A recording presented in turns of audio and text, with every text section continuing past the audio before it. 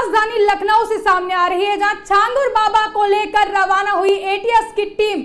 7 दिन की एटीएस को मिली है दोनों की रिमांड पर छांगुर बाबा नरसिंह से होगी पूछताछ। दोनों को एटीएस की टीम ले गई। बता दें बड़ी खबर, एटीएस मुख्यालय में अलग अलग टीमें कर रही है पूछताछ। बड़ी खबर छांगुर बाबा से जुड़ी हुई हम आपको बता रहे हैं, जो कि राजधानी लखनऊ से सामने आ रही है। एटीएस की टीम 7 दिन की रिमांड पर लेकर गई है। छांगुर बाबा को लेकर रवाना हुई एटीएस टीम। 7 दिन की एटीएस को मिली है दोनों की रिमांड, जहां रिमांड पर छांगुर बाबा को ले जाया गया है। नसरीन से होगी पूछताछ। दोनों को एटीएस की टीम लेकर गई है एटीएस मुख्यालय में अलग अलग टीमें कर रही है पूछताछ। छांगुर बाबा का नाम हाल ही में धर्मांतरण को लेकर सामने आया था। लगातार पुलिस और एटीएस की टीम छानबीन और कार्रवाई कर रही है, जहां अब ये बड़ी खबर निकलकर राजधानी लखनऊ से सामने आई है। छांगुर बाबा को लेकर एटीएस की टीम रवाना हुई और 7 दिन की एटीएस को दोनों की रिमांड मिली है। रिमांड पर छांगुर बाबा को लेकर गई है टीम। नरसिंह से भी पूछताछ होगी और दोनों को एटीएस की टीम लेकर गई है। इस पर अधिक जानकारी के लिए हमारे साथ जुड़े संवाददाता अबू तलहा। अबू जी, सबसे बड़ा हम आपसे यही सवाल पूछेंगे, छांगुर बाबा का नाम लगातार सामने आ रहा है, धर्मांतरण का खेल जो उनका चल रहा था उसका खुलासा हुआ है। अब एटीएस की टीम ये बड़ी कार्रवाई कर रही है, इस पर आप क्या कहेंगे?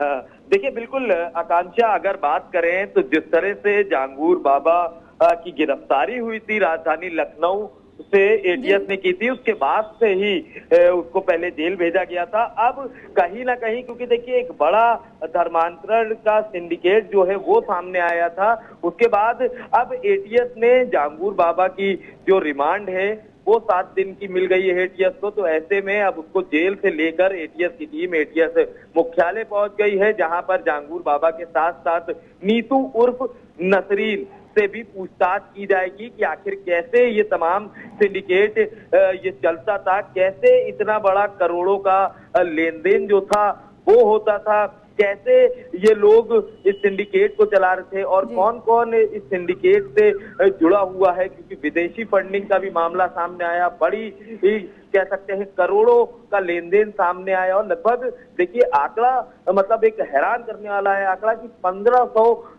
लड़कियों का लगभग धर्मांतरण कराया है इस छांगुर बाबा ने। तो ऐसे में कैसे ये उन तमाम लड़कियों के माइंड वॉश करता था, कैसे उनके संपर्क में ये तमाम लड़कियां आती थीं, और तमाम ऐसी चीजें हैं कि कौन कौन इस सिंडिकेट में शामिल था। और अगर बात करें तो कहां से ये इसके गैंग में और कौन कौन लोग शामिल हैं, और अगर बात करें तो इतना देखिए करोड़ों का लेन देन, तो तमाम ऐसी चीजें हैं जिसको लेकर अब एटीएस पूछताछ करेगी। और कहीं ना कहीं देखिए कई ऐसे सवाल हैं जिसके जवाब एटीएस को इस छांगुर बाबा और नीतू उर्फ नसरीन से चाहिए, क्योंकि इस सिंडिकेट को चलाने के लिए भी एक बड़ी गैंग चाहिए होती। तो ऐसे में इसके गैंग के और कौन मेंबर है, और साथ साथ देखिए अभी तक प्रशासन सरकार की तरफ से भी कार्रवाई की जा रही, तो इसका अवैध कह सकते हैं आलीशान जो एक हवेली थी, उस हवेली पर सरकार की तरफ से बुलडोजर एक्शन भी किया गया। ऐसे में बलरामपुर के आसपास के जिले की अगर बात करें तो देखिए श्रावस्ती पड़ता है, पास में गोंडा पड़ता है, बहराइच पड़ता है, नेपाल बॉर्डर से सटा हुआ ये पूरा कह सकते हैं जिले है। तो क्या इसका नेटवर्क नेपाल में भी था, क्या इन तमाम जिलों में भी इसकी ऐसी अवैध संपत्तियां हैं, तो तमाम चीजों की लेकर देखिए जांच की जा रही है। पर ये जरूर कह सकते हैं कि इन 7 दिनों की रिमांड में छांगुर बाबा और नीतू से तमाम ऐसे अहम जानकारी एटीएस जरूर जुटाएगी और एक बड़ा खुलासा जो है वो इस सिंडिकेट का करेगी आने वाले समय में। जी आकांक्षा। जी अबू तलहा जी, पहले भी देखे गए हैं कि छांगुर बाबा से जुड़े इस धर्मांतरण के खेल को लेकर कई खुलासे देखने को मिले, जहां 100 करोड़ के विदेशी फंडिंग का भी खुलासा हुआ और साथ ही साथ उनके शोरूम का भी खुलासा हुआ, जो कि लाखों में बताया गया। अब एटीएस जिस तरीके से 7 दिनों की रिमांड पर छांगुर बाबा और नसरीन को लेकर गई है, क्या इसमें कोई ऐसे पहलू निकलकर सामने आ सकते हैं, जैसे कि आपने जिक्र किया कि नेपाल का कनेक्शन, तो क्या ये कोई नया कनेक्शन भी सामने आ सकता है, क्योंकि लगातार छांगुर बाबा से जुड़े कई खुलासे देखने को मिले हैं? बिल्कुल, देखिए आकांक्षा, अगर बात करें, क्योंकि देखिए बलरामपुर की बात करें तो उससे पास का जिला श्रावस्ती है, बहराइच है, गोंडा है, और ये वो तमाम जिले हैं जो कह सकते हैं नेपाल से लगभग 40 से 50 किलोमीटर की दूरी पर है। तो ऐसे में इस तरह की भी एटीएस को इनपुट थे कि शायद ये नेपाल भी गया था, कुछ दिन नेपाल में भी रहा था। तमाम ऐसे इसकी कॉल डिटेल्स और जो इसकी लोकेशन है उसको ट्रैक किया गया, तो इन तमाम चीजों की भी जानकारी सामने आई थी। तो देखिए, विदेशी कनेक्शन जो है इस एंगल पर भी एटीएस जांच कर रही है।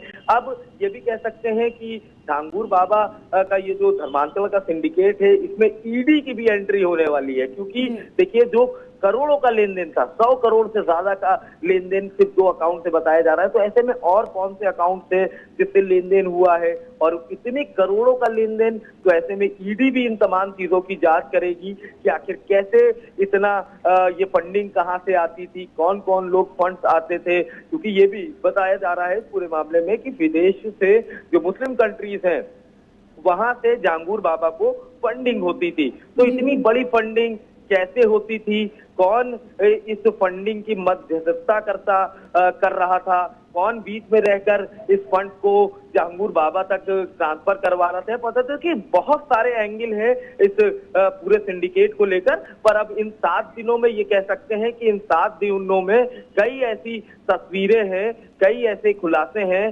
जिसको कह सकते हैं जिससे एटीएस पर्दा उठाएगी। जी आकांक्षा, बहुत बहुत धन्यवाद आपका हमारे साथ जुड़ने के लिए और ये जानकारी साझा करने के लिए। तो झांगुर बाबा को लेकर एटीएस की टीम रवाना हो गई हो। इससे पहले भी झांगुर बाबा से जुड़े हुए कई खुलासे सामने आए हैं, जिसमें उनकी करोड़ों की फंडिंग के साथ साथ कई सारे जो मामले हैं, कई नाम भी सामने आए हैं। और इसके तहत यूपी सरकार की ओर से एक्शन भी लिया गया और उनके घर पर बुलडोजर कार्रवाई भी की गई है।